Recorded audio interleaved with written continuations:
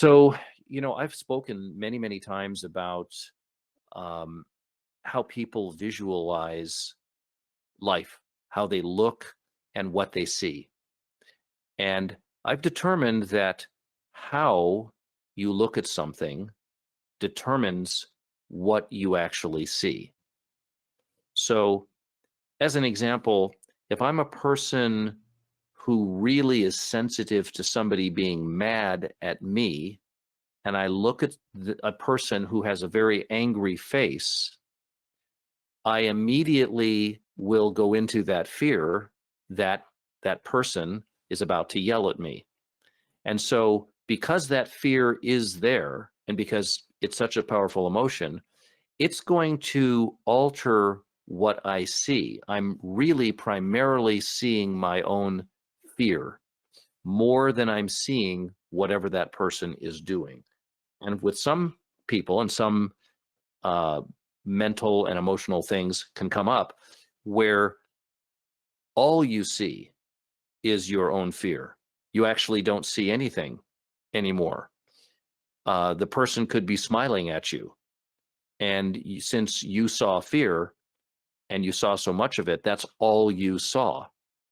And therefore, you're crumpled into a corner and the person's really smiling, right? I mean, it can get that bad. And in the same way, people see physical things, just practical, daily living physical things like freeways, cars, people, trees, and they emphasize certain things and de-emphasize other things. And it's very difficult manually to de-emphasize something that you're emphasizing because you don't know that you're emphasizing it. I don't know that I'm emphasizing a particular thing on a chart. I just know what I see.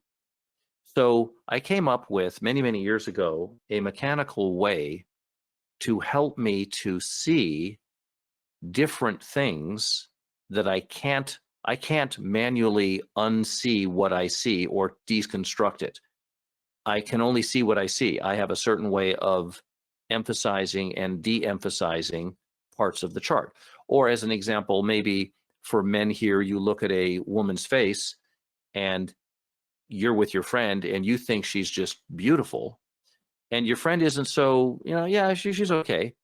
But I can assure you that your friend is emphasizing something about her face and expanding that mentally. And you're doing that on another part of her face. And neither of you are actually seeing her whole face. How's that? You do see the whole face, but only in relation to what you're emphasizing or de-emphasizing.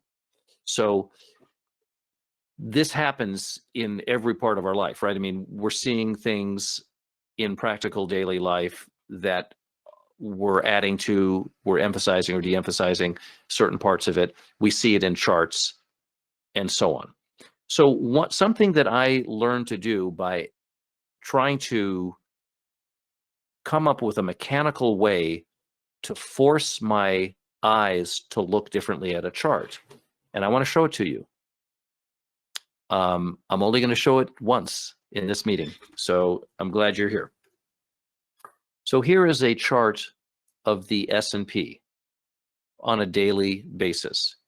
And if you and I are sitting together and we're both looking at this chart, we can both see the swings up and down, but there is something that you're going to do with that. You're going to process what all this is differently than I do.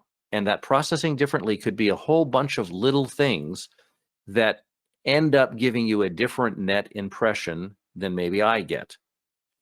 And not that either one of us is right or wrong. It's just that we're going to have different impressions. And what you would consider to be, and what I would consider to be support or resistance, or an important level for one reason or another, would be obvious to you, but maybe not so obvious to me. Or even if you showed me it and said, this is an important level, I would look at that and I'd say, I don't know, I'm not really sure why that's a really important level. And then you would say, well, here's why, but it still wouldn't really connect with me.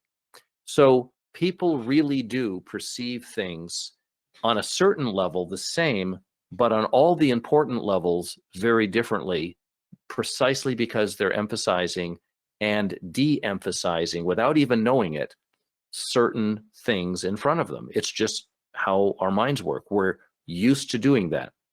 And I knew that I was doing that, but I didn't know how to stop or to correct or to at least shake up the way that I was doing it. And I'm going to show you exactly how I do that. So I'm looking at a daily chart of the S&P right now. In a moment, I'm going to ask you to tell me what I'm looking at. Would somebody type in, what am I now looking at? I'm going to look at your type-ins. Somebody type it in. Upside down. Herman says upside down. Rob says inverse of S&P. Same chart, upside down. Okay, thank you, Joel. Thanks for everybody for saying that. Now, when I look at this chart, all of that bias that's automatically built in to my head, including biases that exist about being long or short, or somebody who always wants to short the market, or somebody who always wants to be long, which I have those biases. I have them less now about being short or long, but I still have the inherent bias of not being able to shake my automatic and really, for the most part, completely unconscious emphasizing and de-emphasizing. This is the S&P. If I was somebody with a short bias, would I be more inclined now to start considering short positions? If I was somebody with a long bias, would I be more inclined to want to go long now? I wouldn't. So this shakes up your whole bias, you know, the whole process of emphasizing and de-emphasizing, because I'm seeing the chart in a totally new way right here.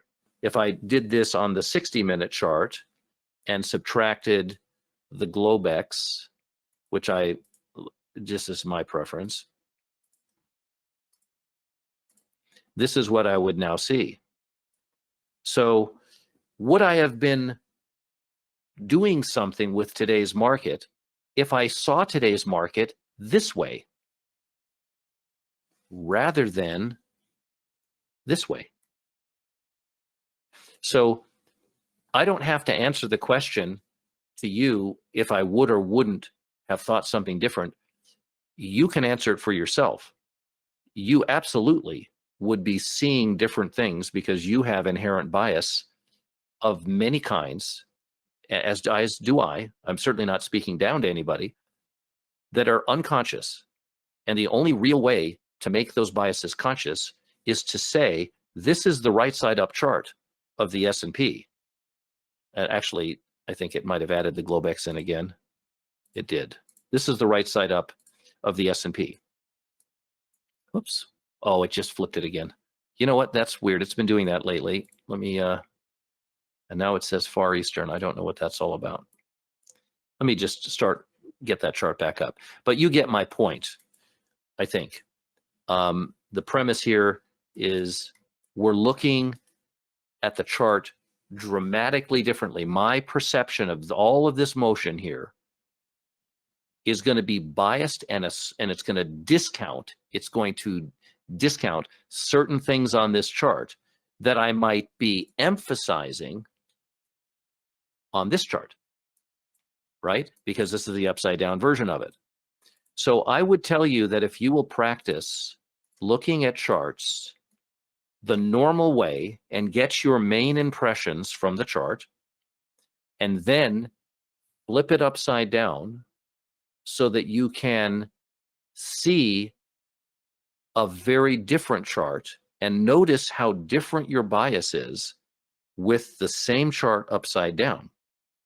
When you do that, you then get a much better idea. You might have missed this bar here on the other side, on the right side up side, but right now, this side, it really looks important to you for some reason, right? So whatever it is, I can assure you of two things about yourself. Number one, your bias is completely unconscious. It's such a habit, my bias included, is such a habit. We've been doing it for so long.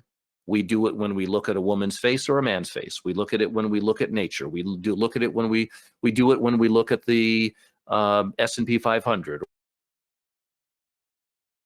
or the crude oil market.